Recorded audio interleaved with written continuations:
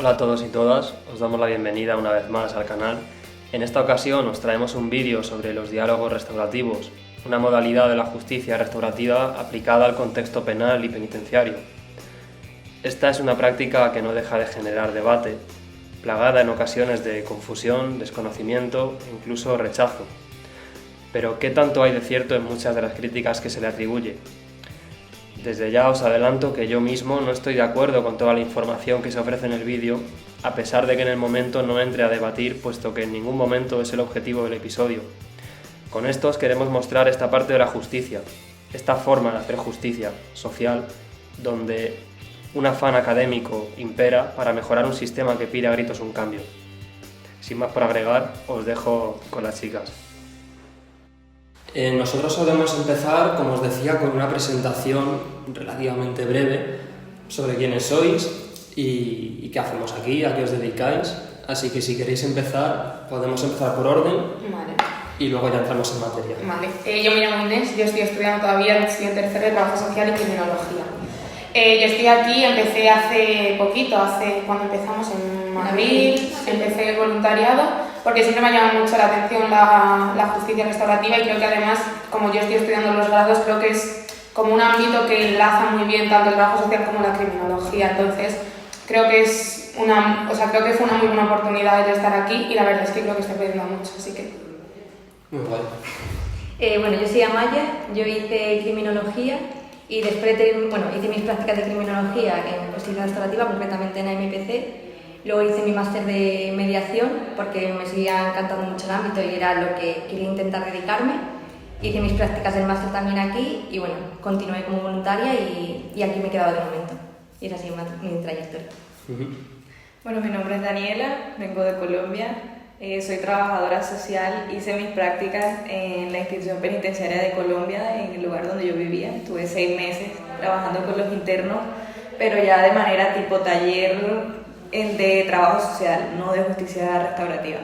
Cuando entré al máster ya vi lo que era la mediación penal y cuando se me presentó la oportunidad de escoger dónde quería hacer las prácticas, escogí Madrid por cuestiones ajenas. Y pues aquí estoy y me ha encantado mucho la justicia restaurativa. He aprendido un montón, yo comencé en marzo y ya casi terminamos las prácticas.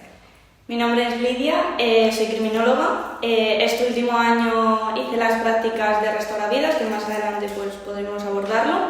Desde entonces ya ha sido este último año cuando al impartir, al dar la clase de justicia restaurativa vi la luz al final del túnel, así es como lo describo. He encontrado mi vocación, adoro este mundo y pretendo dedicarme a ello. Bueno, pues genial, ¿no? Se ve que las 4 habéis encontrado esta vocación con lo que me decís. Vale, bueno, sabéis que voy a ser medianamente crítico con algunas cosas. Por lo menos en la parte en que la sociedad es crítica, voy también a representar ese lado, pero también voy a defender lo que yo considero y de la misma forma, ¿no?, a intentar representar a la sociedad que también lo considera así. Pero vamos poco a poco. A ver, esto de los diálogos restaurativos, que es lo que habéis hecho aquí, ¿no?, que sí, es una práctica de justicia restaurativa, pero ¿en qué consiste? Es decir, desde el momento en el que habéis entrado por esta puerta hasta ahora, ¿qué es lo que habéis hecho y con qué objetivo? Bueno, pues el programa de diálogos restaurativos es un programa que está marcado dentro del ámbito de la justicia restaurativa, que me imagino que luego hablaremos un poco más en profundidad o trabajaremos de manera más amplia. Y lo que ofrece este programa es herramientas de apoyo no tanto a la persona que ha cometido el delito como a la propia víctima. Nosotros también hay que destacar que entendemos víctima bien la víctima directa del delito o bien la propia sociedad, ¿no?, que de una forma indirecta también se ha visto perjudicada por el delito. Entonces lo que hace este programa, ¿no?, es ofrecer eso, una herramienta de apoyo, ¿no?, y por así decirlo, diferentes fases, ¿no?, para que la persona tome conciencia y de alguna forma ayude a reparar el daño que ha ocasionado. Vale, entonces, vosotras trabajáis con víctimas. Trabajamos principalmente en nuestros programas con personas que han cometido delitos. Vale. Principalmente, por así decirlo, son derivados por instituciones penitenciarias para realizar este programa. Dentro del programa hay 2 sesiones en las que viene una víctima. En esa sesión la víctima tiene la oportunidad, ¿no?, de contar su experiencia, ¿no?, cómo le ha afectado a ella el delito, de forma que las personas que están en el otro lado, las personas que han cometido delito, también tomen conciencia, ¿no?, del daño que se puede ocasionar cuando se comete un delito. Porque es verdad que muchas veces es verdad que hay tipos de delitos que es más complicado, ¿no?, que la gente tome conciencia del daño que ha hecho a otros. Pero escuchando la experiencia directa de una persona que ha sufrido un delito, puede ser delitos de cualquier tipo, delitos que podemos entender más leves como delitos más graves. Al final, si una persona escucha, ¿no?, este testimonio, al final como que les hace de forma más sencilla tomar conciencia del daño que han ejercido. O sea, no se trata de juzgar ni tampoco de quitar culpas por lo que hayan cometido o por la infracción que hayan hecho, sino ver el lado humano de estas personas y ver cómo ha afectado incluso su entorno, porque no solamente son víctimas las personas a las que se les hace el delito, sino la propia familia del victimario o la familia de la víctima o la sociedad como tal. Entonces hay tantas personas involucradas dentro de estas situaciones que se dejan a un lado cuando se hace justicia tradicional, y la justicia restaurativa permite protagonizar a estas personas y hacer una restauración.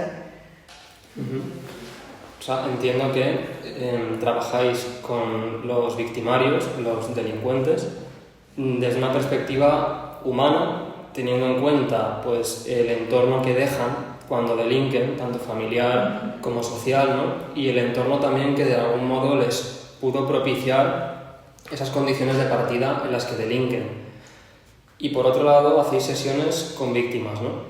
Bueno, en una de las sesiones del taller, exactamente la sesión 6, se invita a una persona, ¿no?, que ha sido víctima, que ha sufrido un delito, a que cuente su testimonio. Evidentemente siempre es totalmente voluntario, o sea, hay gente que, incluso yo creo que dentro de los propios grupos, ¿no?, siempre sale alguien pues, que ha sufrido un delito y a lo mejor nunca lo ha contado y ve esto como una posibilidad de decir, oye, pues mira, a lo mejor me viene bien a mí compartirlo con los demás, ¿no?, y que también me den su opinión, entre comillas, de lo que yo he expresado, ¿vale?, para ver cómo se sienten también. Entonces, el compartir esas experiencias creo que al final es el punto clave de estos programas, ¿no? El compartir, por un lado, la experiencia de he cometido un delito y he hecho un daño, y también el hecho de he sufrido un delito y ha tenido unas consecuencias en mi vida. Hay víctimas que no necesariamente necesitan un perdón de la otra persona, simplemente ser escuchadas, que lo que les pasó les afectó de cierta manera y que necesitan que los demás se den cuenta de qué pasó en ese momento y cómo ha afrontado esa situación, porque la resiliencia de las víctimas al seguir con su vida después de ciertos traumas o de ciertos acontecimientos es de valientes. Entonces el simple hecho de escuchar libera mucho, tanto a la víctima como al infractor, como a la persona que lo quiera expresar o quiera opinar al respecto. Perdón. No, que yo justamente con lo que has dicho tú antes, yo creo que también el punto fuerte de la justicia restaurativa y de los talleres es escuchar la narrativa de esas personas, que al final en los juicios penales se les escucha lo que es necesario para imponer el castigo que se debe imponer, y realmente la víctima no tiene un espacio en el que pueda expresar realmente su experiencia y tenga un grupo de personas que realmente esté escuchándola y empatizando con ella. Entonces yo creo que lo bonito de este tipo de iniciativas es justamente escuchar la narrativa tanto de la víctima como también de los victimarios, escuchar pues todos, lo que hemos hablado antes, todos los aspectos que han terminado afectados, todo lo que ha hecho que finalmente se acabe realizando pues, el delito en cuestión. Entonces yo creo que la narrativa es uno de los puntos fuertes de este tipo de justicia. Justo eso quería destacar, ¿no?, que al final yo creo que el punto clave es dar protagonismo a las personas que han estado involucradas en un delito, bien como victimarios o bien como víctimas, pero que tengan la oportunidad de expresarse, ¿no?, de decir pues a lo mejor qué consecuencias ha tenido para su vida, por qué lo hizo, qué necesidades tiene ahora, cómo se siente ahora, un poco eso, darle la oportunidad de que se expresen, ¿no?, y eso, que se sientan con la libertad de contar lo que quieran y aquí, o sea, en el sentido de que no van a ser juzgadas ni una parte ni la otra, ni vamos a poner en duda lo que ellos nos dicen, sino que tienen la posibilidad de expresarse libremente. Vale, o sea, recogiendo lo que me habéis contado, tenéis 10 sesiones que están estructuradas de antes, ¿no? O sea, entiendo que cuando has dicho que la sesión 6 se trabaja con la víctima es porque siempre es en las 6. Sí, vale. exacto. Y entonces consiste en que tanto víctimas como victimarios, que son las personas que han cometido el delito, ¿no?, van a narrar diferentes hechos para que se les escuche de una manera, pues eso, sin juzgar, ¿no?, y sin ir tanto al hecho en sí o al castigo, sino que todo lo que hay detrás, ¿no?, cómo se han sentido después de haber sufrido el delito, después de haberlo cometido y demás. Mi pregunta con esto es, ¿cómo elegís a esa víctima? Porque entiendo que si los victimarios llevan desde la sesión 1 y la víctima entra a la sesión 6, ¿de qué manera podéis vosotras saber que esa víctima, digamos que va a ser útil para ella y para los victimarios, su narrativa? Pues mira, en primer lugar diría que no es que nosotros la elijamos, sino más bien que se ofrece la posibilidad y esa persona cree que es algo positivo para ella y decide participar. Luego, en cuanto un poco, no sé si te refieres a cómo elegimos y el tipo de delito que ha sufrido y sí, demás. Por ejemplo. Es verdad que normalmente, pues evidentemente si en un grupo a lo mejor ha habido muchas víctimas de delitos viales, podemos traer una víctima, ¿no?, que ha sufrido un delito vial, pues a lo mejor cala de una manera más profunda. Pero al final creo que el simple hecho de traer a una persona ajena que ellos no conocen a contar su testimonio y ver las consecuencias que ha tenido para ella un delito, creo que ya es suficiente, ¿no?, y productivo, más allá que el tipo de delito que haya sufrido. Me refiero porque al final yo puedo sufrir un delito vial y a lo mejor no tiene las mismas consecuencias para mí que para Lidia. Entonces, al final yo creo que cala mucho más el testimonio independientemente del delito que esa persona haya sufrido. Por lo tanto, lo que te digo, al final son personas que normalmente pues, pueden estar de voluntarias en la asociación o en asociaciones con las que colaboramos y saben de cómo funciona el taller, saben que existe la posibilidad de que pueden venir a contar su testimonio e incluso ellas nos dicen, oye, pues a mí me apetecería participar porque creo que puede ser positivo para mí, me puede ayudar a superarlo, a liberarme. Entonces, al final es un poco ese el procedimiento que se sigue. Evidentemente, antes de que la víctima llegue aquí, tenemos un contacto previo con ella, hablamos para ver cómo se siente, qué expectativas tiene, ¿no? Un poco que nos cuente también su historia, qué consecuencias ha tenido para ella, qué interés tiene en venir aquí a contar su testimonio, qué espera de los demás, un poco para ir viendo si realmente puede ser algo positivo para ella o no, porque evidentemente si va a venir una persona a contar su testimonio y va a tener consecuencias negativas para ella, no se va a hacer, porque, o sea, tenemos que proteger ante todas las víctimas, ¿no?, y las consecuencias que ha tenido en su vida. La revictimización se evita a todo caso, o sea, a toda costa. Está bien. A ver, al final tenemos que pensar un poco en los victimarios. Son personas que entran en un centro penitenciario y que al final se están recreando unos con los otros, solamente se conocen entre ellos como victimarios y creo que no hay oportunidad dentro de la cárcel, a no ser que entremos nosotras, asociaciones pues como la nuestra y demás, que ellos van a pensar en la víctima, en esos efectos, en esas consecuencias y demás. Entonces, yo creo que esto es fundamental y sí, a lo mejor no es el mismo delito el que han cometido ellos que el que ha sufrido la víctima que traemos aquí, pero yo creo que es importante y que al final cala más o menos, pero acaba calando porque es una persona que ha sufrido. Entonces, aunque sea distinto, es como un espejo. Digamos que aumenta esa empatía de los victimarios. Entonces yo creo que es fundamental, sea en una sesión 2, 3, es fundamental. Incluso también, o sea, es posible que traer a una persona que no haya sido víctima directa de un delito, sino víctima indirecta, ¿no? Me refiero porque al final las principales, yo creo, personas perjudicadas cuando cometemos un delito son las familias o la gente que tenemos más cercana, nuestras parejas, nuestros amigos, al final son los que se ven perjudicados, ¿no? Pues a lo mejor también escuchar esa perspectiva de cómo lo ha pasado mi familia cuando yo he estado en prisión o cuando se han enterado que he cometido un delito, también yo creo que cala mucho, ¿no? Y les hace tomar conciencia de verdaderamente no es que solo haya hecho daño a una persona, sino es que he hecho daño a mucha gente que me rodea y que me quiere. Entonces eso también es muy importante y de hecho a lo largo del taller creo que es un tema que poco a poco va saliendo siempre y siempre por parte de ellos, aunque también se intenta dirigir hacia esa dirección de que piensen en sus familias y la gente que les rodea. Claro. Porque al final como que siempre también se dejan como un poco olvidadas y no, o sea, tus padres cómo se han quedado cuando estabas en prisión, cómo lo han sentido ellos, tu pareja, tus hijos, incluso tú mismo, porque a lo mejor has perdido tu trabajo, has perdido tu casa, no tienes ingresos, pues un poco que tomes conciencia de realmente todas las consecuencias que ha tenido para tu vida y para los demás.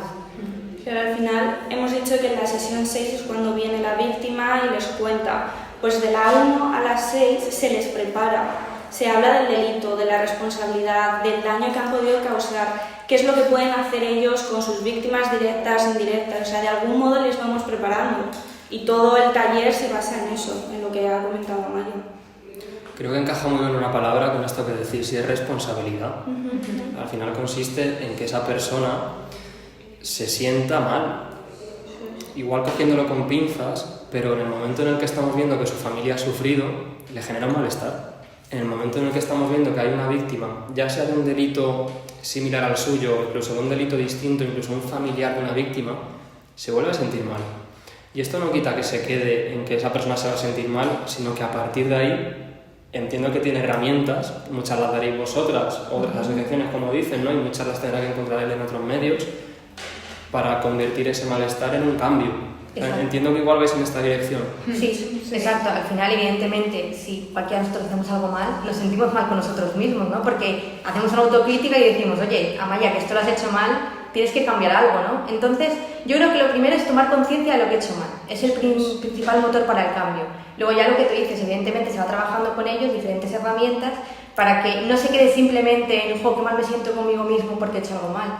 No, has hecho algo mal y cómo puedes hacer para mejorar como persona, para cambiar y para no volver a repetirlo, que al final es el fin de esto, ¿no? De que las personas salgan mejores, porque al final un fallo, pues todos podemos cometerlo, pero el problema es si no cambias. Sí, yo lo que voy a decir es que yo creo que también las sesiones como que guían un poco hacia ese fin, porque al principio empezamos a hablar un poco de lo que es el delito, el daño, el perdón, luego viene la víctima y al final una de las últimas sesiones es la reparación de ese daño. Justamente no quedarnos en ese nivel de, vale, yo sé que he hecho algo mal, sé que he hecho algo mal, sino vamos a dar un paso más. ¿Y qué es lo que puedes hacer con ese sentimiento que tú tienes? Porque al final a nosotras de nada nos interesa que el victimario tenga un sentimiento de malestar, como has dicho, si ese sentimiento de malestar no se va a materializar en algo más. Entonces yo creo que el propio paso a paso de todas las sesiones nos guía un poco hacia ese final. Claro. Sí. Al final es un sentimiento negativo, pero es un motor de cambio. Claro. Si lo utilizas bien es un motor de cambio. Al principio es una concientización del delito y una responsabilización de los actos que tiene la persona, ¿no? Pero luego hay una diferenciación entre lo que nosotros le llamamos, bueno, en lo que es el arrepentimiento y el remordimiento, que son cosas distintas. Entonces puedes tener mucho remordimiento por cosas que hiciste, que todos lo sentimos por haber hecho algo mal, pero el arrepentimiento te permite accionar tanto mentalmente como en una situación en tu vida cotidiana, porque los conflictos se dan igual dentro de tu casa, dentro de tu trabajo, o sea, cómo reaccionas a esos conflictos que se te presentan en tu vida cotidiana, que influyen. Entonces son herramientas que no solo les van a servir para el delito y para la víctima, sino en su vida cotidiana, al enfrentarse a la sociedad, que no siempre los va a recibir bien por haber sido infractores. Existe unas barreras ahí que ellos tienen que aprender cómo a sobrellevar, porque al final no todos tienen el sentido de perdón en una sociedad. No sé si me podéis contar algún caso, cambiando el nombre evidentemente, en el que hayáis visto este proceso como muy claro de entrar con una idea, a lo mejor con muchas barreras para ese arrepentimiento, incluso ese remordimiento, y que finalmente sí que haya calado. Pues yo creo que en el taller que hemos terminado el miércoles, creo que se ha dado un caso muy concreto. Sobre todo yo creo que al principio se nota mucho, y esto es a carácter general, que la gente viene con mucho freno en cuanto al programa, ¿vale? Porque es verdad que lo ven como algo incluso inútil, algo que no les va a servir para nada, que al final como que estamos aquí como para llevarles por donde nosotras queremos, ¿vale? Ese es como el sentimiento general cuando se empieza un taller. Perdón, vienen así de la cárcel, entiendo. Pues mira, estos programas se realizan tanto como trabajo en beneficio de la comunidad, por lo tanto puede ser gente que no ha entrado a prisión, puede ser en medio abierto, que es gente que sí ha estado en prisión, o incluso se hacen dentro de prisión, en régimen ordinario, ¿vale? O sea que hay diferentes perfiles, por así decirlo. Pero en general este sentimiento creo que es bastante compartido. Sí. O sea, vienen de una señalización constante de tú hiciste, tú eres, tú haces, tú todo. Entonces llegan aquí con unas barreras impresionantes de tú me vas a seguir culpando y claro, cuando ya ven todo el panorama, a medida de las sesiones todo va bajando. Sí. Y de hecho también llegan muchos con, al menos algunos nos lo dijeron, yo creo, con dudas de si lo que íbamos a hacer aquí se iba luego a transmitir al centro penitenciario o a los centros penitenciarios y para nada, o sea, lo que pasa aquí es confidencial, pero yo creo que todos vienen con ese sesgo al principio. Claro, y al final esta confidencialidad facilita mucho, ¿no?, que sean sinceros y que realmente se muestran cómo es y lo que piensan. Al final yo creo que si no conocemos realmente lo que piensa una persona no podemos ayudarle a generar ese cambio o a evolucionar de alguna forma. Entonces yo creo que al final esa confidencialidad favorece esto, ¿no? Vale, ahora entramos si queréis ahí, pero entonces en este caso que me estáis contando, que al principio sí que han llegado como con muchos frenos, ¿cómo ha sido ese proceso de cambio? ¿Qué cosas les han hecho responsabilizarse? Pues mira, en primer lugar, yo creo que el ser consciente del daño que ocasiona, no solo a las víctimas directas, que yo creo que a lo mejor puede costar un poco más, porque a lo mejor no empatizan tanto, pero sí a la gente que tienen más cerca, a sus padres, a sus parejas. Yo creo que es como el primer paso, porque cuando te das cuenta de realmente el daño que le has ocasionado a tu familia, como que empiezas a tomar conciencia del daño general que has hecho a todos, ¿no? Entonces yo creo que es como el primer paso que toman todos. Es verdad que muchos, ya esto al final es que depende mucho de la persona y cada caso es un mundo, pero muchos ya te dicen, no, yo sé que en prisión he recapacitado mucho, he pensado mucho sobre lo que he hecho y realmente me he dado cuenta de que he hecho las cosas mal. Entonces ya vienen con un trabajo hecho. Pero por ejemplo, el caso de una persona que tuvimos en el taller, o sea, lo que te digo, empezó como muy poco receptivo, tanto hacia nosotras como hacia el programa, que le podías decir cualquier cosa y no te hacía caso, a lo mejor Lo criticaba todo. te criticaba, te rebatía todo, hasta terminar la última sesión llorando en plan emocionado de lo que le había servido. Entonces, es verdad que sí que se ve mucho ese proceso. Es verdad que hay gente que notas que evoluciona mucho y que cambia y que toma mejor conciencia, o sea, se responsabiliza más, y hay gente que lo hace menos. Pero yo creo que en mayor o menor medida todos les cala de alguna forma. Y yo creo que siempre se lo digo en los talleres a los participantes, que al final esto les va a servir en la medida que ellos quieran que les sirva, ¿no? Me refiero, pueden venir aquí a las sesiones y participar lo mínimo, hacer las actividades de manera escueta y ya está. O puedes venir aquí, participar, involucrarte, incluso llevarte los temas que se tratan aquí a casa y comentarlos con tu familia. Yo creo que al final eso, lo que te digo, cala en la medida que tú quieras, pero yo creo que en todos hace un mínimo cambio, genera una mínima de conciencia para cambiar. No solamente en un cambio propio o personal, sino que también da punto de partida a que la justicia restaurativa se reconozca, porque no es algo muy común, no es algo que la gente normalmente diga, ay sí, la justicia restaurativa ya sé qué es, o sea, no tienen ni idea, y esto ya permite que la persona difunda también el mensaje de que, oye, existen unos talleres que pueden ayudar y que si tú necesitas hablar, también existen estas asociaciones, estas ONG que te pueden dar el espacio y permitir para que tú seas una mejor persona y te den herramientas para ser un mejor familiar, un mejor profesional, un mejor ser humano. De hecho, yo creo que la mayoría dicen, es que ojalá estos talleres se hicieran más de continuo dentro de prisión, ¿no? Porque al final yo creo que el sufrimiento general cuando se hace en prisión es eso, de comerte mucho la cabeza y sin nadie que te ayude o que te escuche o con el que puedas tener una conversación, ¿no? Entonces yo creo que agradecen mucho que esto se haga y que tengan la posibilidad de hablar, pero sí es verdad que muchos reclaman, ¿no?, que esto se haga mucho antes y de manera más continuada. Yo creo que hay algo que demandan muchísimo y de hecho que es en la primera sesión cuando más nos lo dicen, y es que allí con las personas que hablan, educadores, trabajadores, psicólogos, abogados, les dicen lo que quieren oír por miedo a les pongan una represalia, cualquier consecuencia mala en función de lo que ellos piensan de verdad.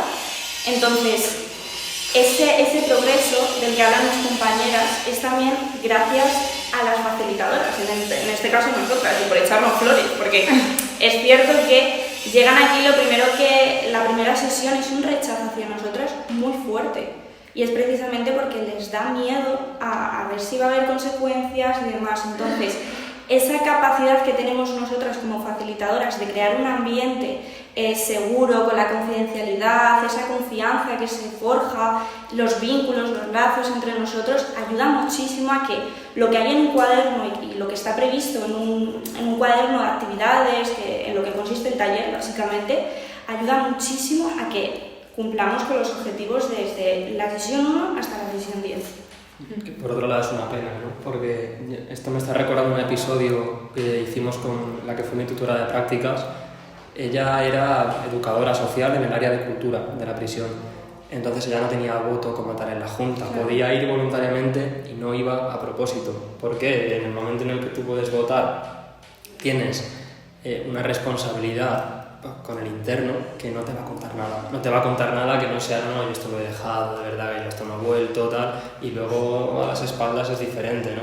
En el momento en el que hay un ambiente en el que no es a lo mejor tan punitivo, guste más o guste menos, el resultado es que la persona puede cambiar por sus propios medios, ¿no? Puede encontrar motivos para cambiar más allá de un corto plazo cómo es una junta de tratamiento, permiso para esto, ¿no? Sí, a mí como futura trabajadora social la verdad es que me dio mucha pena cuando me contaron esto, porque era la primera vez, yo creo que al menos yo oía experiencias reales de al final de cómo habían recibido el trato por parte de los trabajadores sociales, y es que al final creo que justamente ese tipo de trato de que ellos lo que hagan sea decirte lo que a lo mejor un trabajador social quiere oír para darle un permiso o lo que sea, yo creo que al final echa mucho para atrás el trabajo que tenemos los trabajadores sociales, por ejemplo.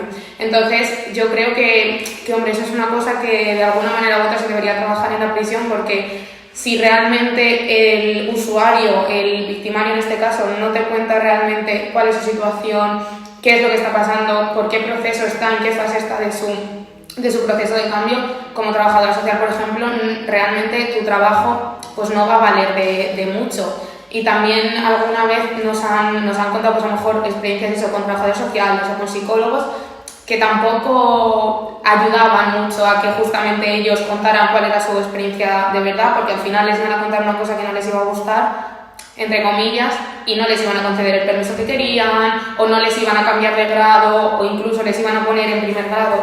Entonces yo creo que eso es una cosa que habría que trabajar, y a mí personalmente como estudiante de trabajo social me da un poco de pena. Bueno, igual como en todo, hay profesionales buenos y profesionales no tan buenos.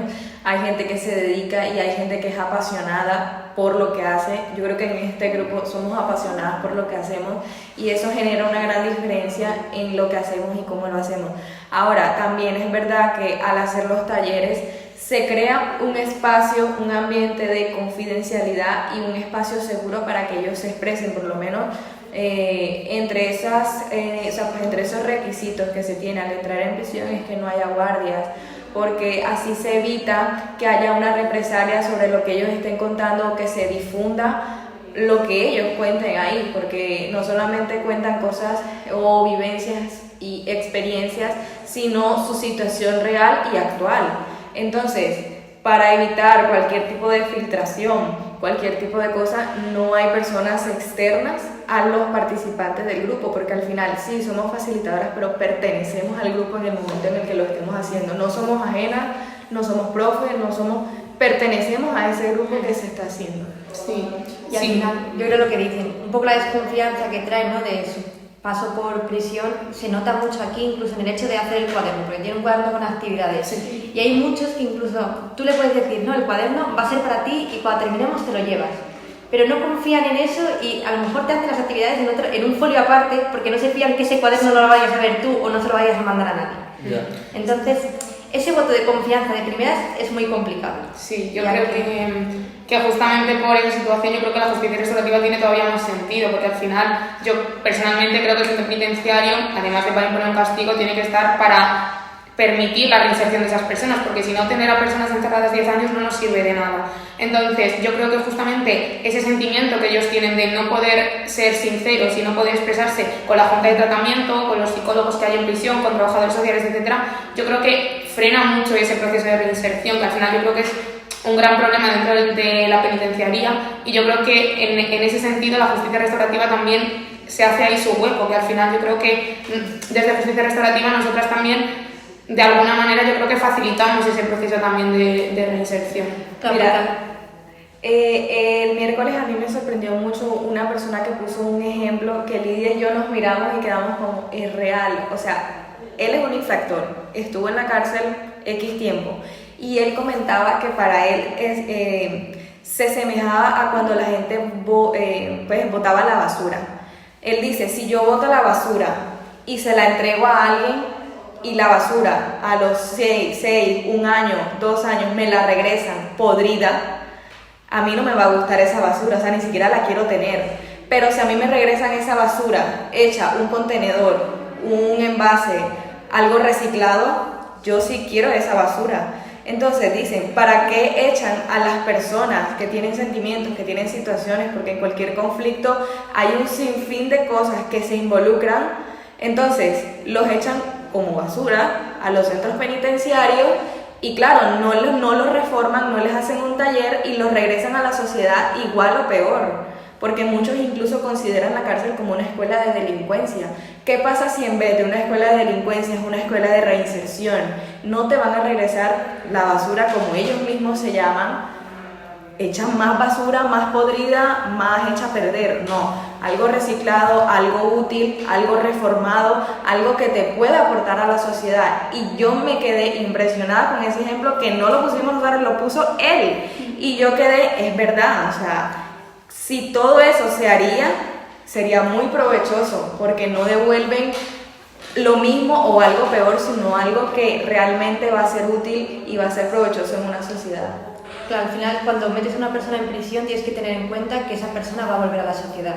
Entonces, por el bien de todos, o sea, por el bien común, es mejor trabajar con esa persona, ayudarla a que cambie, a que se restaure y que vuelva a la sociedad siendo mejor y no vuelva a hacer daño, a que esté 10 años en prisión metida y lo que decían mis compañeras, ¿no? Que al final salga peor o con nuevos contactos que a lo mejor le vuelvan a llevar al mundo de la delincuencia. Entonces al final yo creo que la justicia restaurativa tiene mucha cabida ahí, ¿no? En hacer ese trabajo durante el proceso que esté, en el proceso que esté preso esa persona, pues en ayudarle y en que salga mejor, salga reciclado, ¿no? Como decíamos. ¿Y vosotras qué críticas os habéis encontrado hacia este modelo? Que entiendo que no son pocas por vuestra reacción, ¿no? Porque ya algo he oído. Pero ¿qué es lo que vosotras escucháis normalmente? ¿Qué es lo que decís? A ver, de primeras que no sirve de nada. Eso yo creo que es como lo principal. Pero yo creo que de primeras por parte de los participantes y a nivel sociedad. Yo creo que en general yo creo que es lo que nos puede llegar más a nosotras. Así más, ¿qué diríais? A ver, ¿sabes qué pasa? Cuando vienen a decir que no sirve de nada, es la propia comunidad. Hablo de padres, hablo de hermanos, gente en la universidad, gente que no se dedica a esto, te dicen tranquilamente que esto no sirve de nada sin conocerlo y sin nada, sin ningún argumento. Pero yo digo, nuestra Constitución prevé que el fin de la pena es la reinserción, entre otras cosas. La gente lo que quiere es que se pudran, porque es la frase, que se pudran en la cárcel, es lo que tienen que hacer porque han delinquido. Y les da exactamente igual sus circunstancias, el por qué, simplemente nos quedamos con el a quién, el cómo, el cuándo y demás. Y ya está, que se pudran ahí. Pero es que, tal y como han dicho mis compañeras, esas mismas personas les habrán caído 5, 10, 15, 20, me es indiferente, pero van a volver. Van a volver. Y esto no es algo egoísta, ni tenemos a los victimarios como, joder, es que pobrecillos que han delinquido. No, es que si hablamos de un egoísmo, entonces hablamos de un egoísmo desde nuestra comunidad, es que esas personas van a volver. Y efectivamente en criminología hablamos de lo que es la prisionización, y efectivamente es una escuela en la que te enseñan a delinquir, en la que haces contactos, en nuevas maneras de hacer cosas que, bueno, pues que las tipificamos como malas, ¿no? Como delito. Entonces, si no se cumple ese fin de la pena, que es la reinserción, que lo tendría que hacer la institución, psicólogos, educadores, trabajadores, todo lo que compone y engloba un centro penitenciario, tendremos que entrar nosotras. Y creo que más que criticarnos, se nos tendría que dar, ya no las gracias, pero darnos una oportunidad, porque hasta el día de hoy, yo solamente por mi experiencia dentro de la cárcel y ahora mismo fuera, solamente nosotras como facilitadoras y por supuesto muchísimas más personas que se dedican a la justicia restaurativa están dando respuesta y están cumpliendo con ese fin de reinserción de la pena. Yo lo que iba a decir, era que yo creo que al final a nivel social todo lo relacionado con la delincuencia, la solución es una mayor prisión. O sea, todas las medidas que se imponen a nivel gubernamental que tienen que ver con mayores penas, con penas más largas, es lo que se acepta en la sociedad. O sea, es lo popular, digamos. Entonces yo creo que al final todos los procesos que tienen que ver con humanizar al delincuente, entender por qué ha llegado hasta esa situación, porque muchas veces ha sido también por una negligencia de muchas esferas, familia, escuela, gobierno. Entonces yo creo que todo lo que tiene que ver con humanizar al delincuente, darle una oportunidad, permitir que se reinserte a esa sociedad después del delito que haya cometido el que haya cometido. Yo creo que todo eso tiene muy mal feedback por parte de la sociedad, no está bien recibido. Entonces yo creo que yo muchas veces, hablándolo incluso con compañeros a lo mejor pues de universidad o lo que sea, muchos votan por una mayor pena. Al final es lo que ella dice, que mucha gente quiere que se pudran en la cárcel.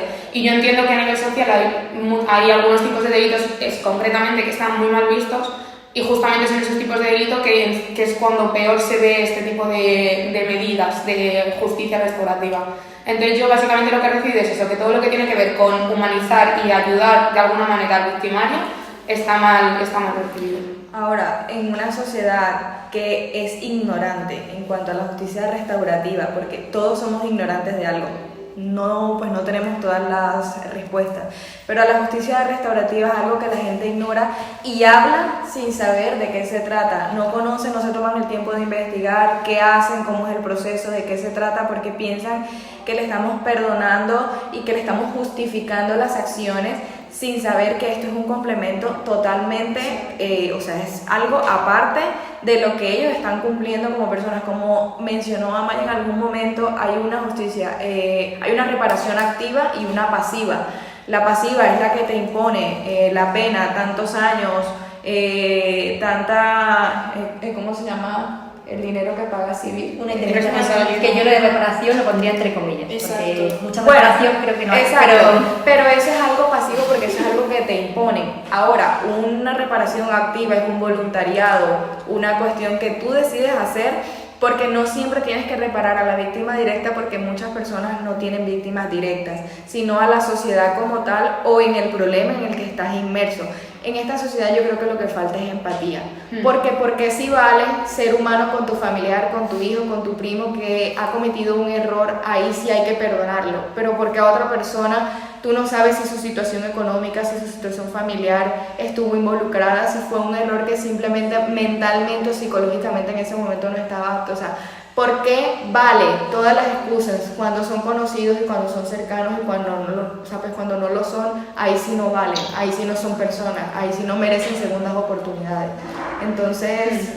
Sí, yo creo que también al menos lo que yo veo, uno de los grandes problemas es que todo el mundo cree que sabe sobre criminología. Yo, por ejemplo, no me atrevería a hablar de física cuántica porque no tengo ni la menor idea de física cuántica. Entonces, si a mí un amigo mío o alguien que está estudiando física cuántica me dice algo, pues debe decir, pues es que tienes toda la razón porque no tengo ni idea.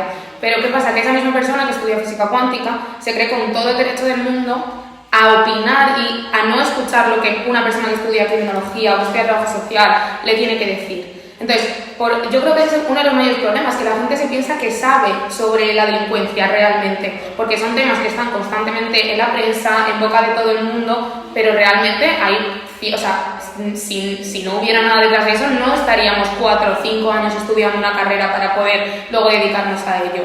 Entonces yo creo que también ese es uno de los mayores problemas, que la gente habla sin realmente saber y además no escucha. Porque yo lo que siento es que yo, como persona que está estudiando criminología y trabajo social, intento hablar con gente que ha estudiado otras ramas y como que me dan su opinión, que me parece fenomenal, pero no tienen en cuenta que lo que yo estoy diciendo, lo estoy diciendo porque he estudiado eso. Entonces yo creo que también ahí tiene mucho que ver eso. Y también porque creemos que nuestro nivel moral es el correcto. ¿Por qué mi moralidad? O sea, ¿por qué yo éticamente soy mejor persona que tú? O sea, ¿porque yo lo decidí? No. Existen normas y reglas que todos tenemos que cumplir, sí, pero eso no te hace ni mejor ni mayor persona, ni te hace una persona perfecta que no vas a cometer errores jamás. Tú no sabes si el día de mañana tú seas el que está en esa posición. Entonces, ser empáticos y ser responsables también con las emociones de los demás, porque en vez de darle una palabra de aliento a estas personas, los hundes y los hundes y los hundes. ¿Qué te causa a ti? ¿En qué te beneficia? ¿En qué beneficia a tu sociedad? ¿En qué beneficia a tu familia?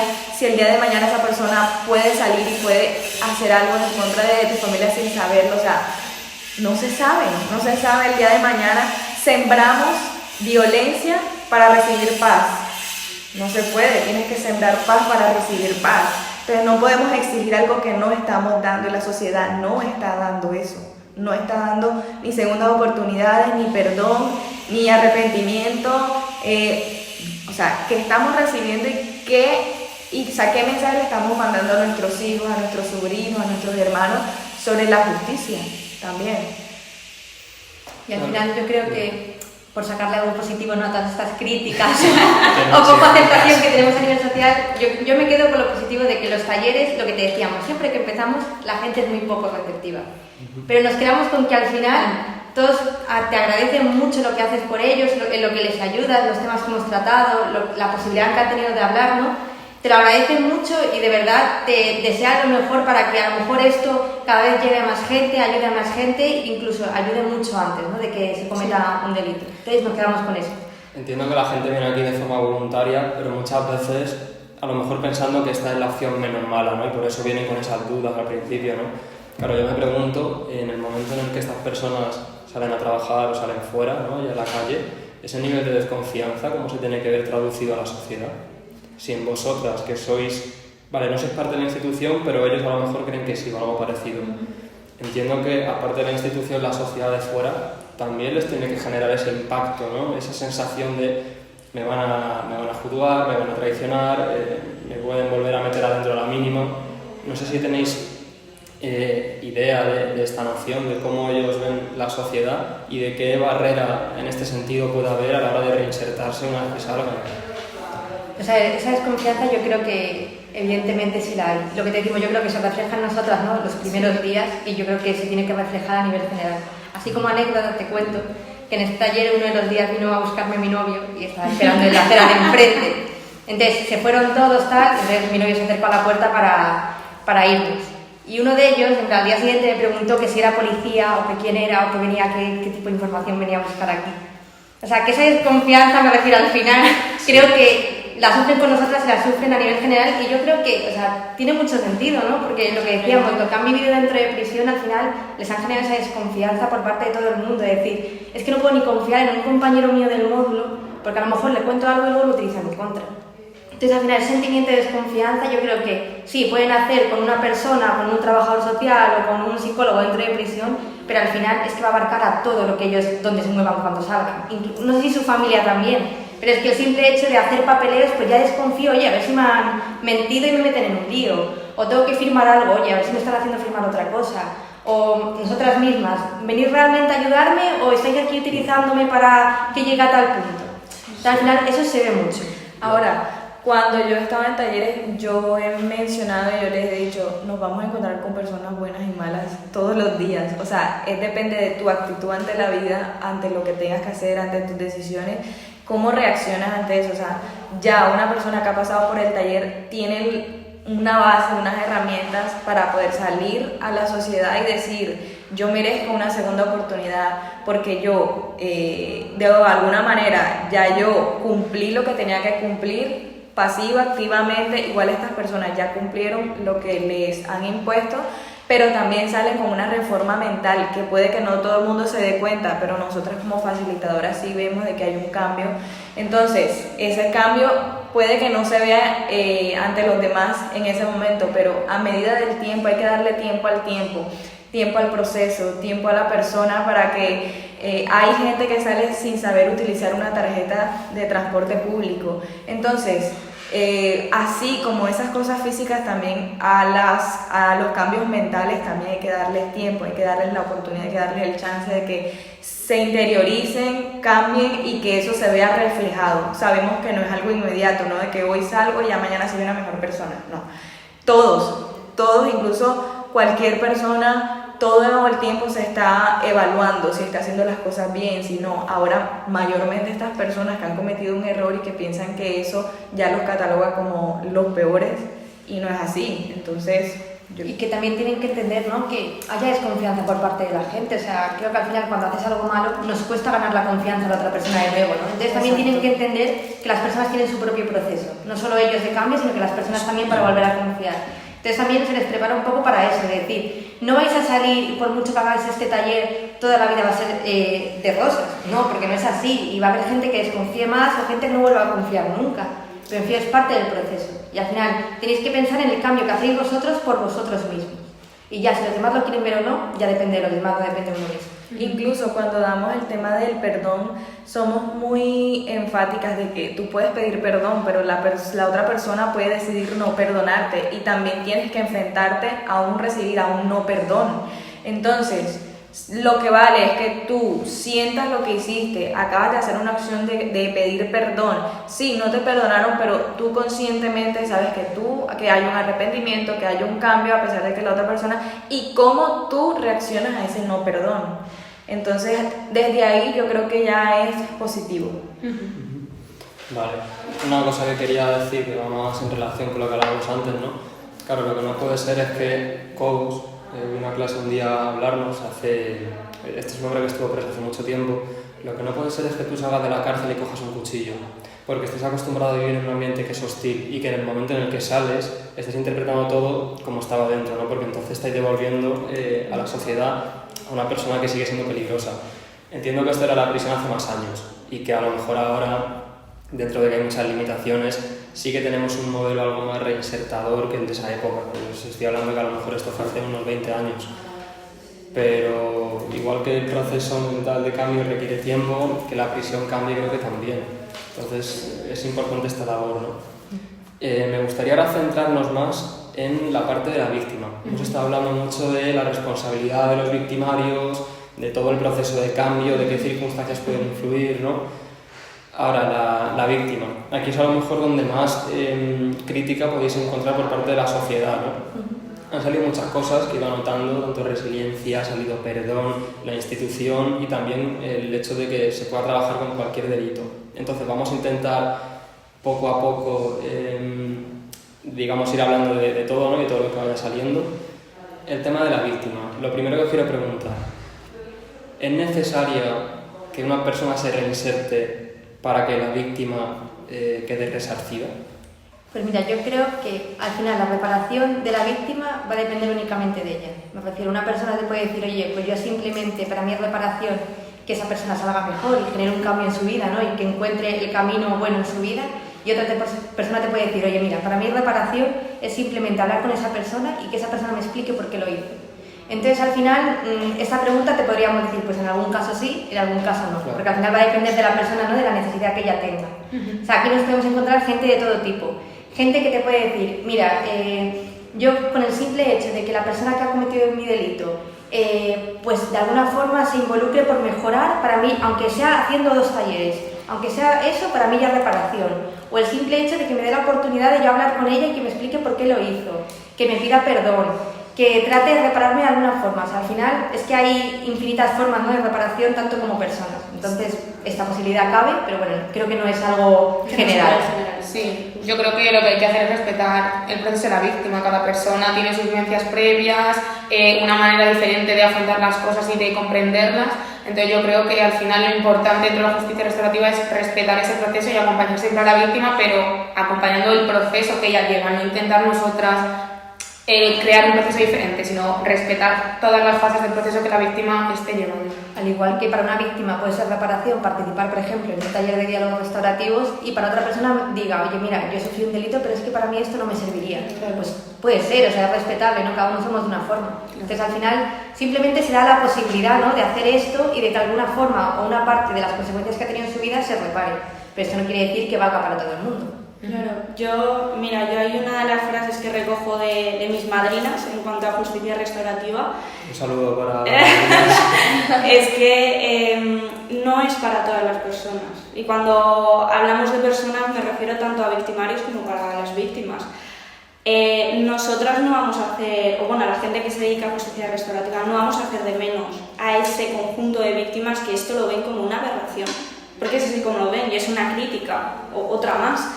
Pero se las respeta. O sea, cada persona, cada víctima lleva su proceso y cada persona elige qué hacer con ese proceso y cómo salir adelante. Entonces, nosotras ni muchísimo menos las vamos a hacer de menos a estas víctimas. Claro, yo creo que es muy importante, al igual que no se cuestiona, ¿no?, que la gente no quiera participar en esto, no cuestionar el hecho de gente que quiera participar en esto.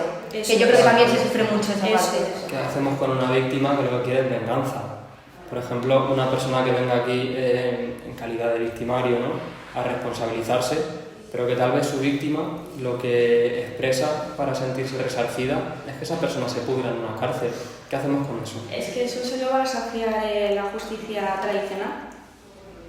Entonces, si lo que quiere es que se pudra la cárcel, probablemente, y sin afirmarlo al 100%, con el juicio oral, en el momento en el que se dicte sentencia firme y se diga esta persona se va a tirar en la cárcel 15 años, 20 años, probablemente para esa víctima ya sea suficiente.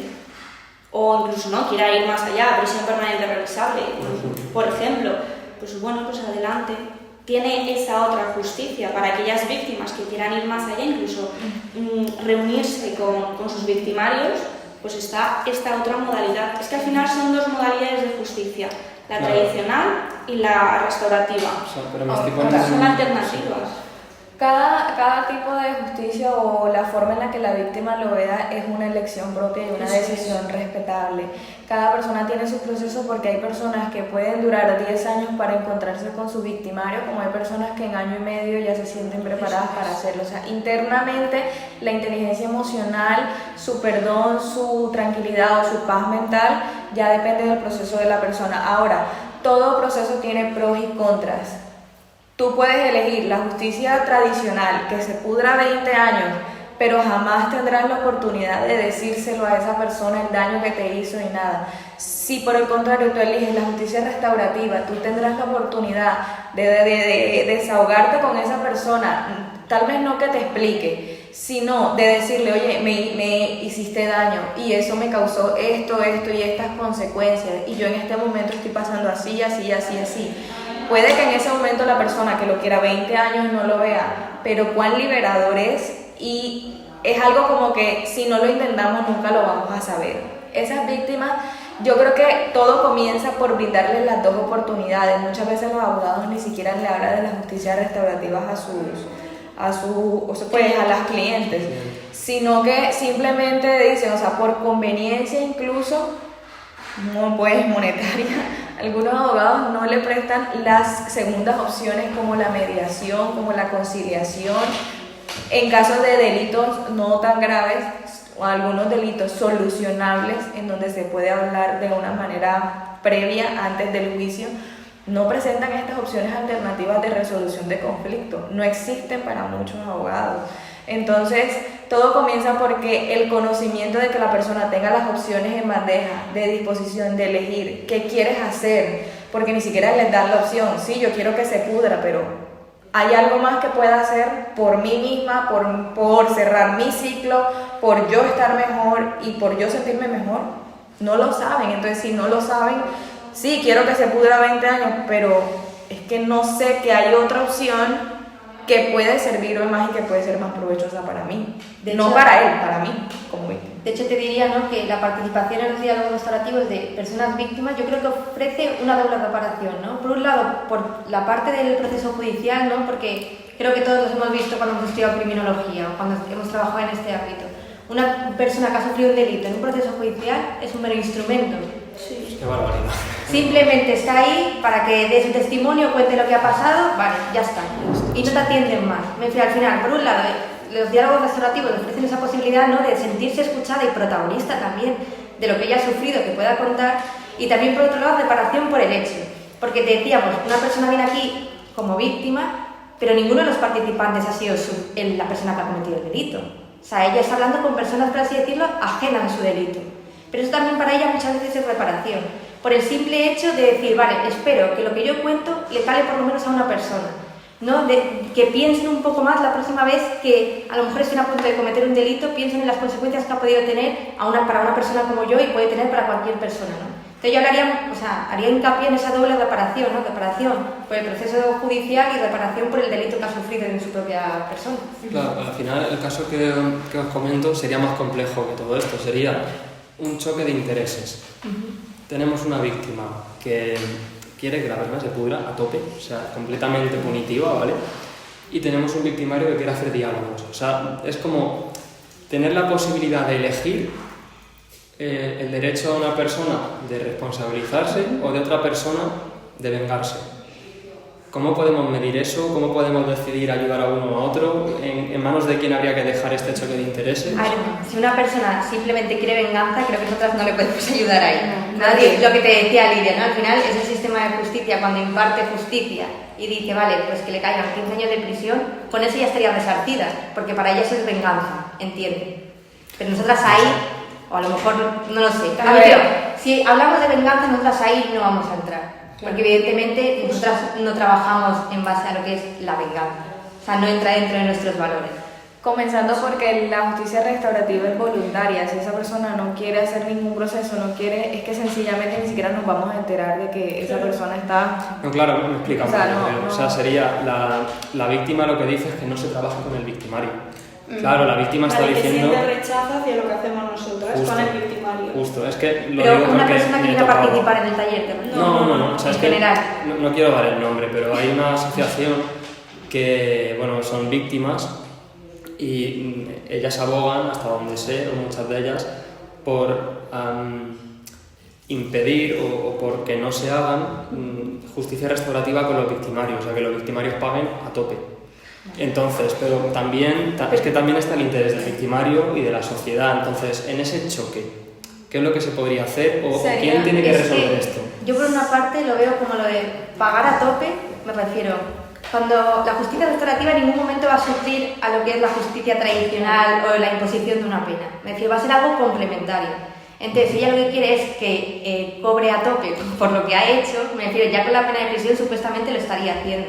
Al final nosotros es algo complementario, ¿no?, para ayudar a esa persona a salir mejor. Entonces, creo que de alguna forma cumpliría con los intereses que tiene esa persona, ¿no?, de esa necesidad de venganza, de que esa persona se pudra en la cárcel, pero por otro lado también se cumplen los intereses que a lo mejor tiene la sociedad o otro tipo de personas, de decir, vale, pues que esta persona cumpla su tiempo de prisión, pero también salga mejor. A ver, Yo yo me explico. Es que menudo tema se trae, esto es jodido. Yo lo veo un problemón, Sí. porque, a ver, es muy difícil porque nosotras haríamos el trabajo al que nos dedicamos con los victimarios. Y, Aunque digan que no las víctimas. claro, yo personalmente no lo dejaría de hacer porque es que esas personas van a volver a nuestra sociedad y a nuestra comunidad. Algo hay que hacer con ellas, algo. O sea, no se van a quedar todas, no se van a morir en la cárcel, van a salir, algo hay que hacer. Entonces yo sí que entraría a trabajar con ellos, yo. Pero sí que es cierto que me gustaría hablar con ellas. Porque yo voy a respetar que ellas no quieran someterse a un proceso de justicia restaurativa, nos vean a nosotras como malas por estar dándoles voz y esta oportunidad a los victimarios. Yo entiendo, y entenderme cuando digo entiendo, comprendo ese dolor y esa rabia que pueden sentir a sus victimarios, y más cuando estamos hablando de delitos tan graves. Lo entiendo. Pero yo, como persona, como criminóloga y como persona que se está formando en justicia restaurativa, yo no voy a dejar de lado a esos victimarios. Es que son personas antes que victimarios. Y que al final, para trabajar con las personas que han cometido delitos, por así decirlo, no tenemos necesidad de trabajar previamente con las personas, con sus víctimas directas, ¿no? De hecho, en diálogo restaurativo se trabaja con las personas que han cometido delitos y no sabemos nada sobre las personas a las que han hecho daño. O sea, en ningún momento se involucran en este tipo de programa. Entonces, les estamos ayudando a ellos por una parte y evidentemente, si ambas partes están de acuerdo, se podría hacer como una mediación, ¿no? Una mediación entre ambos en las que ambos salieran favorecidos. Pero en lo que es el programa que está dirigido a los victimarios, no hace falta... ¿Sabes qué pasa? Que justo de las personas que está hablando, sin dar nombres y sin... están muy en contra. Les Les parece parece una una falta de falta. respeto. Claro, o sea, Que no se va con nadie, que esto no puede vale. existir, A ver, porque- yo lo podemos y decir, ¿no? no lo va a resarcir tampoco una pena de prisión, claro. O sea, A ver, yo creo que, bueno, un poco lo que has dicho tú al principio, que al final la reinserción está en nuestro ordenamiento jurídico y es un derecho de los victimarios, y los victimarios no dejan de ser personas que tienen derechos, que al final se les priva del derecho a la libertad y de otro tipo de derechos, pero no les vamos a privar de todos los derechos. Entonces tienen derecho a esa reinserción, para empezar. Yo creo que al final es un poco lo que han dicho mis compañeras. Vamos a trabajar con el infractor o con el victimario, no vamos a trabajar con la víctima en ese proceso. Pero al final yo creo que la reinserción va también más allá del interés del propio infractor. Estamos hablando ya del interés de una sociedad también. Entonces yo creo que no se le puede negar tampoco al victimario esa posibilidad de reinsertarse, de responsabilizarse del delito, porque evidentemente tiene que cumplir un castigo, tiene que cumplir una pena, y yo entiendo que cada víctima tiene un proceso diferente, y yo entiendo que la víctima se puede sentir así, y yo en ningún momento voy a poner en duda ese sentimiento que tenga la víctima. Pero entiendo también que el victimario tiene todo el derecho del mundo a pasar por ese proceso y a entender que lo que ha hecho está mal y a querer salir y ser una mejor persona y volver a reinsertarse en la sociedad sin volver a cometer ese tipo de delitos. Entonces, a lo mejor esos encuentros restaurativos que sí que se han dado en algunas ocasiones no se van a poder dar en ese caso bajo ningún concepto. Pero se puede trabajar desde la justicia restaurativa con el victimario sin trabajar con la víctima. Directamente, claro. Justo. claro, sí. Yo voy a dar unas declaraciones que pueden ser algo fuertes. Pero eso no va a suceder si no le das la oportunidad a la víctima de hablar, y eso solo te lo permite la justicia restaurativa. La justicia tradicional, sí, un testimonio, pero no le preguntan cómo se sintió, qué pasó después, no le hacen un seguimiento, no le dan la oportunidad de ser humano frente a lo que sucedió. Ahora, quiero que quede en el ambiente, que quede en el podcast, que dentro de las personas que hacemos o practicamos la justicia restaurativa también hay víctimas. O sea, no estamos ajenas como, no has sido víctima, entonces tú no sabes lo que es tal cosa. Aquí hay víctimas, yo he sido víctima, de hecho yo he estado desde el lado de la sesión 6 como facilitadora y como víctima. Y como víctima te digo que es liberador contar a personas que muchas veces ni siquiera, o sea, es que no te están juzgando, ni siquiera te están preguntando cosas específicas o detalles sobre lo que te pasó, sino que simplemente te dicen qué valiente has sido. Y muchas veces la sociedad solo te da cosas negativas, y que esas personas, infractores, te digan, oye, qué bien lo estás haciendo, qué buen profesional eres a pesar de, o palabras alentadoras, es supremamente reconfortante para mí como víctima, no como facilitadora. Sí, y yo creo que también tenemos que tener en cuenta que al final nosotras lo que hemos hecho ha sido los diálogos restaurativos con la parte infractora, pero que la justicia restaurativa, y a mí, no sé si lo comenté al principio, a mí lo que me parece más bonito de esta justicia también es que da un papel importante a la víctima, que al final es lo que ya hemos comentado creo anteriormente, que la víctima, lo que ha dicho Maya, es un instrumento, entre comillas, con muchas comillas, pero bueno, dentro del sistema judicial, al final sirve para dar su testimonio y ya está. Pero yo creo que la justicia restaurativa, además de trabajar con los infractores, también trabaja con las víctimas de otra manera. Entonces tampoco considero que cuando la víctima no quiere esa reinserción se esté dejando de lado a la víctima. Yo creo que con la víctima se puede trabajar desde muchos otros puntos de vista, incluso dándole esa reinserción que es que la persona infractora merece, porque es que es una persona igualmente. Entonces, si la víctima te dice que no quiere que se haga un proceso restaurativo y aún así se hace, ya sea porque lo decida, como decía, un gobierno o directamente la sociedad, yo sí lo veo como dejarla de lado en ese sentido. A ver, yo creo que al final aquí está la voluntariedad, me refiero, y es la riqueza de todo esto, ¿no? Me refiero, si una persona no quiere participar, pues no participa y punto, y no pasa nada, no se va a cuestionar que quiera participar o que no quiera participar. Y de hecho, si una persona participa, tiene que garantizar, ¿no?, que lo hace de manera voluntaria y que lo hace de manera sincera, porque si una persona no lo hace de manera sincera, al final esto no va a servir de nada. Entonces yo creo que existe la posibilidad tanto de hacer un encuentro restaurativo, a lo mejor en el que te encuentres con la persona que te ha hecho daño, pero también de trabajar tú sola, a lo mejor con otras víctimas. El hecho muchas veces nos pasa, ¿no?, cuando tenemos un mal momento, el compartirlo con a lo mejor amigos que han pasado por lo mismo, nos ayuda, nos reconforta. Entonces también esto es restaurativa, ¿no? Decir, vale, pues a lo mejor no estás preparada todavía o a día de hoy no quieres, porque por lo que sea, hablar con la persona que te ha hecho daño, pero a lo mejor sí te sienta bien hablar con otras personas que han sufrido el mismo tipo de delito que tú, para ver cómo lo han superado o cómo se sienten ellas ahora.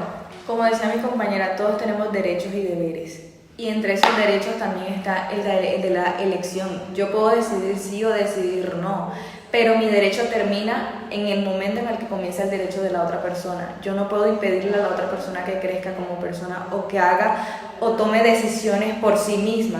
Si la otra persona quiere iniciar un proceso de justicia restaurativa, lástima que la víctima no quiera o se respeta que no esté en el momento justo en el que ella pueda, quiera o se sienta preparada para hacerlo. Pero también se respeta que el infractor, si quiere comenzar un proceso, porque son vidas separadas y son vidas que tienen algo que los une, pero al final cada uno toma caminos distintos, y que esta persona no se va a detener, su vida, sus años, su familia no se va a detener porque esta persona no quiere iniciar un proceso, ¿sí me entiendes? Como que es respetable porque al final hay algo que los une, pero son cosas distintas también. Cada proceso es distinto y cada proceso tiene su propio tiempo. Yo creo que tiene que ser muy doloroso. O sea, yo ahora, escuchando a mis compañeras, a ti y demás, poniéndome en la postura también como víctima, al igual que Daniela, de ellas o de ellos, me es indiferente, que han pasado por un delito y que no comparten esta visión de justicia restaurativa, que sienten ese rechazo, y creo que tiene que ser muy doloroso, que se deben de sentir abandonadas y apartadas, efectivamente. Me da pena y lo siento porque estoy en el otro lado Y sinceramente, y siendo muy sincera, no sé qué habría que hacer para que ambas partes, porque yo mientras que sí que quiero ayudar al victimario, también quiero ayudarlas a ella y por supuesto, como víctima, no quiero que sufran, no quiero que sientan eso y ese odio, porque ese odio va a permanecer, que a lo mejor lo suplen con cualquier otra actividad, con cualquier otra cosa, pero ese odio está y yo no quiero ser la parte opuesta que contribuya a que ese odio siga e incluso que aumente. Entonces yo lo siento de verdad como víctima y como persona, pero me dedico y me quiero dedicar a lo que me quiero dedicar y ojalá, que creo que también es trabajo nuestro, buscar alguna alternativa o algún modo en el que todas las partes, conformes, no conformes y demás, estén satisfechas de algún modo. Hombre, no puedes muchas veces, por eso digo que si no se pone el papel en la víctima porque ha sufrido y que ella decida si otra persona se reinserta, pero es cogerla y tratarla en términos de cifra. Entonces yo entiendo que haya gente que no esté de acuerdo y gente que sí. Y al final vas a ir perdiendo a alguien seguro. Si coges a la víctima y dices, vale, pues tú tienes razón por el hecho de ser víctima y vas a decidir sobre términos sociales porque tú has sido víctima, pues entonces la otra parte, la que quiere reinsertar al victimario, la que quiere una sociedad de gente reinsertada, pues es la que se está viendo en términos de cifra. Yo lo siento porque es la víctima la que tiene razón, o al revés, lo siento porque es la sociedad la que tal, o la reinserción la que prima. Yo digo que no hay razones ni respuestas correctas, simplemente que cada proceso es respetable, tienes el derecho de decidir si quieres o no quieres y eso hay que respetarlo. O sea, como decía Maya, si a nosotras nos atracan juntas, nos roban juntas, a Maya puede que no solamente pues supere con el tiempo las cosas y ya no le afecte de ninguna manera, pero puede que en mí quede un trauma. Entonces, si yo quiero iniciar un proceso porque yo quiero superar eso, también es de voluntad mía como víctima, porque al final yo no tuve la culpa, yo no decidí que me robaran, yo no decidí que me pasara lo que me pasó, pero sí puedo decidir si quiero salir de eso, cerrar un ciclo, perdonar y continuar con mi vida, porque a nadie más le va a hacer daño que a mí misma. Entonces, ¿qué limitaciones me trae a mí el ponerme en una posición de no quiero que a la víctima al infractor tal cosa o no me va a traer nada bueno? Y yo como víctima lo digo, conocí la justicia restaurativa y puede que no hayan tenido la oportunidad o de que no estén de acuerdo porque no hay un conocimiento previo de estos procesos y de esto que hacemos. No está mal ser ignorante porque todos ignoramos cosas, pero al ser ignorante y si yo quiero aprender sobre algo, yo busco la manera de hacerlo. Estas personas tienen la posibilidad de acercarse a una asociación, a una ONG. Tenemos el internet que está amplio para sin fin de documentos sobre justicia restaurativa. Entonces, hay que informarse, hay que hacer un trabajo interno, porque como víctimas nosotros hacemos un trabajo interno con psicólogos, con psiquiatras, porque para eso está la ayuda profesional. Nosotros solos no podemos salir de estas cosas, igual que los infractores solos no pueden salir de eso, o sea, se necesita ayuda, y esa ayuda es la que tú decides si la quieres o no la quieres. Por ejemplo, yo estoy estudiando psicología y llevo un tiempo por mi cuenta, ahora estoy con la carrera. Aprovecho para decir que la carrera está podridísima, lo vemos en la cárcel, evidentemente en la parte clínica, pero sí es verdad que si nos centramos en la psicología basada en evidencia, la psicología que funciona, una cosa que es fundamental es que es algo individual y que tiene que estar basado en una ciencia. Entonces, claro, otro caso que podría ser muy complejo es que en la terapia tú te des cuenta de que esa víctima, por las circunstancias que sean, no puede volver a acercarse al victimario. Ya no digo en una forma presencial o física, sino que todo lo que esté relacionado con el victimario no le va a hacer bien. Entonces, tal vez habría que hacer esa justicia restaurativa de extraperlo. O sea, que no sea consciente esa persona víctima de que se está reinsertando a nadie.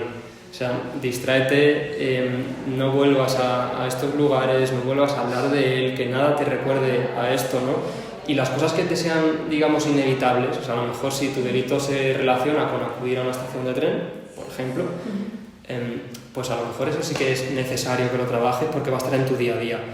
Pero todo lo demás, todo lo que no tenga que ver con algo que a ti te vaya a hacer falta, intenta evitarlo, ¿no? Entonces, al final creo que es un tema muy individual, que habrá víctimas que sí necesiten o que les venga bien informarse y conocer de esto, y víctimas que si no es estrictamente necesario, a lo mejor el terapeuta puede ver que lo más adaptativo para ellas no volver a hablar de esto, ¿no? Y es válido. Todo Sí, válido. lo que mejor le venga a la víctima y luego al victimario, incluso aunque muchas veces ni siquiera sea bueno que lo sepa uno, que lo sepa el otro. O sea, había que trabajar desde muchos enfoques. Claro, sí. Y esto es como la tercera parte de... Hemos estado hablando de victimarios, que curiosamente es más sencillo hablar de victimarios y trabajar creo que también con ellos, ¿no?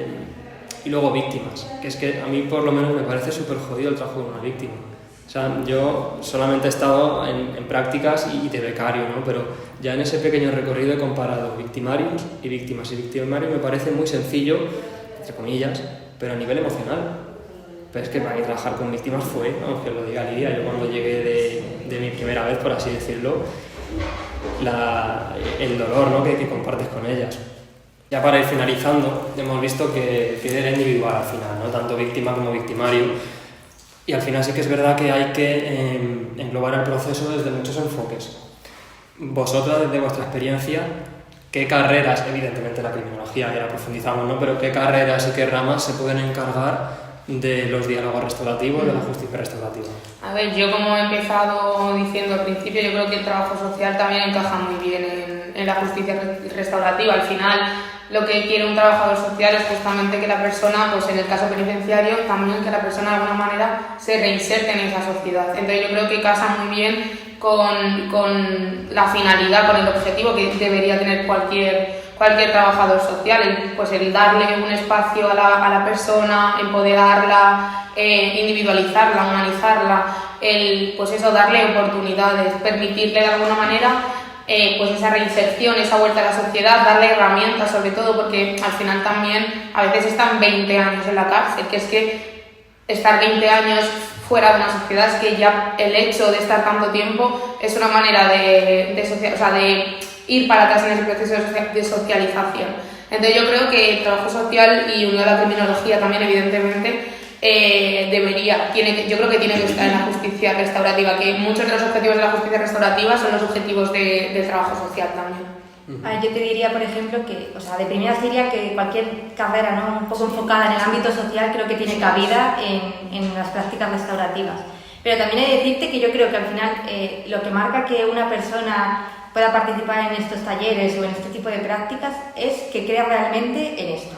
Porque me refiero, ha habido facilitadores que a lo mejor han estudiado filología, que han estudiado literatura, o sea, es que hay perfiles muy variados. Entonces, si tú realmente crees en que la justicia restaurativa funciona, crees en las personas, puedes participar de esto y trabajar de esto.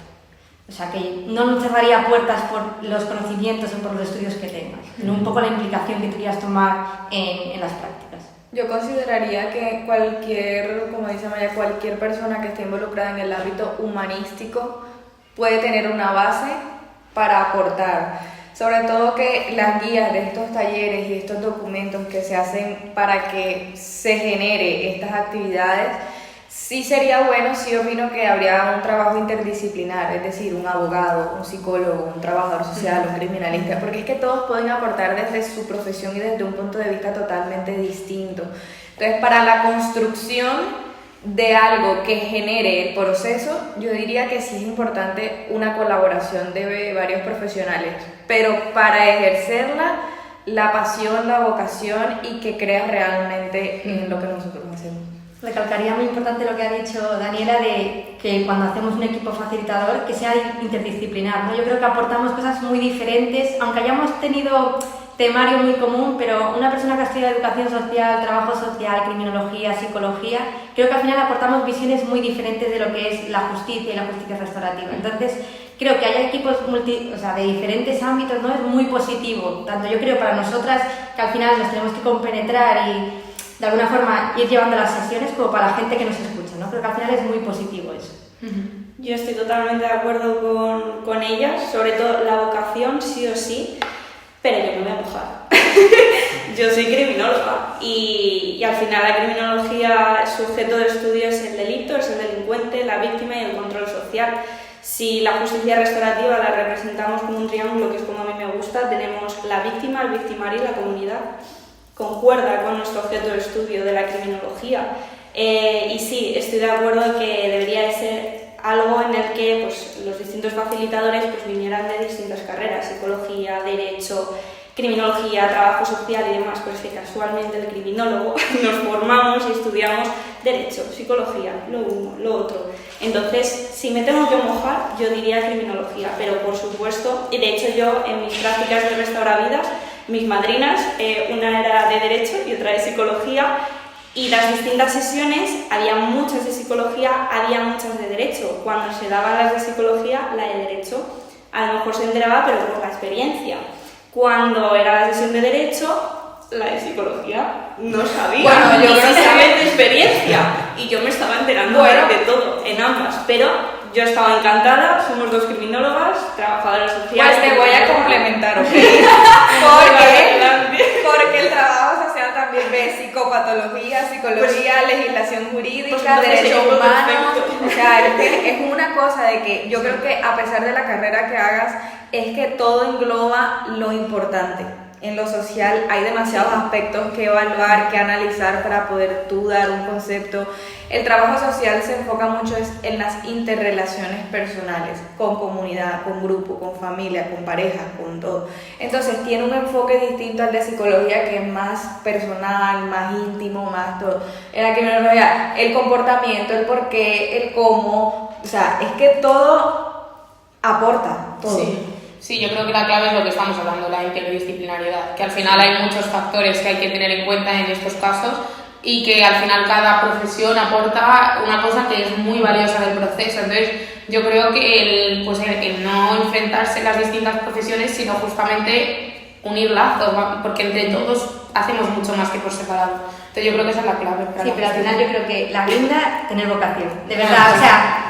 Y lo digo sinceramente, en plan, que te guste lo que haces, que luches por lo que haces y que des todo por lo que haces. Porque vas a encontrar a mucha gente que diga que no sirve para nada, que haces ahí, que eso no tiene salidas, que eso no ayuda a nadie, pero de verdad, o sea, si crees en lo que haces y pones tu implicación, al final sirve a la gente. Y yo creo que nos quedamos con eso. Genial. Antes de acabar, ¿algo que queráis decir que no haya salido, que no queráis que se pierda? ¿Alguna cosa?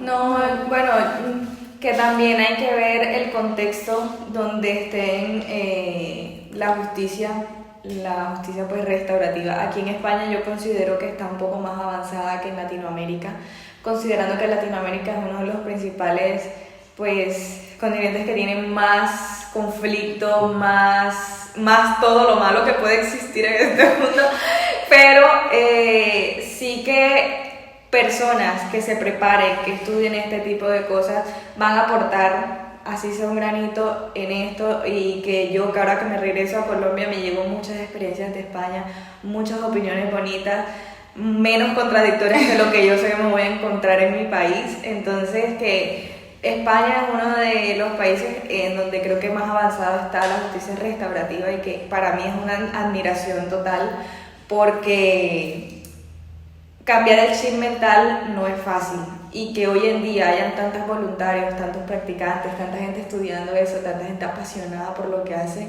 es impresionante y es de valorar. Y que yo quiero agradecer a mis compañeras que son con las que he trabajado recientemente, ¿no? Y en general a toda la gente con la que comparto este tipo de talleres, de verdad la implicación y lo que luchan porque esto siga adelante y que cada vez llega más gente. O sea que gracias por esa parte. Y que aparte no es un ámbito en donde hayan recursos económicos pues constantemente, sino que es algo que se hace más por vocación, porque nos gusta, porque nos apasiona, porque eso, pero de resto yo también agradecerles a mis compañeras y a todas las personas que se toman el tiempo de escuchar, porque muchas veces están pero de tal cosa, o refutando o debatiendo en vez de escuchar o aprender, porque sabemos hablar mucho pero escuchar poco. Eso iba a decir yo, que al final a mí es un mundo que me apasiona, que me encanta, que tengo vocación al igual que mis compañeras, pero que yo animo a que entren lo más mínimo antes de criticarlo, que se informen mucho o poco, pero que se informen algo antes de criticarlo. Sí, yo también, daros las gracias a vosotros, porque al final yo creo que es importante también tener estos espacios de voz, porque al final yo creo que uno de los mayores problemas es que no se habla de esto. Entonces, por eso la gente no sabe, critica, porque no se habla. Entonces, yo creo que este tipo de iniciativas de dar un poco de voz, de informar a la gente, pues yo creo que son importantes. Así que Gracias. A vosotras.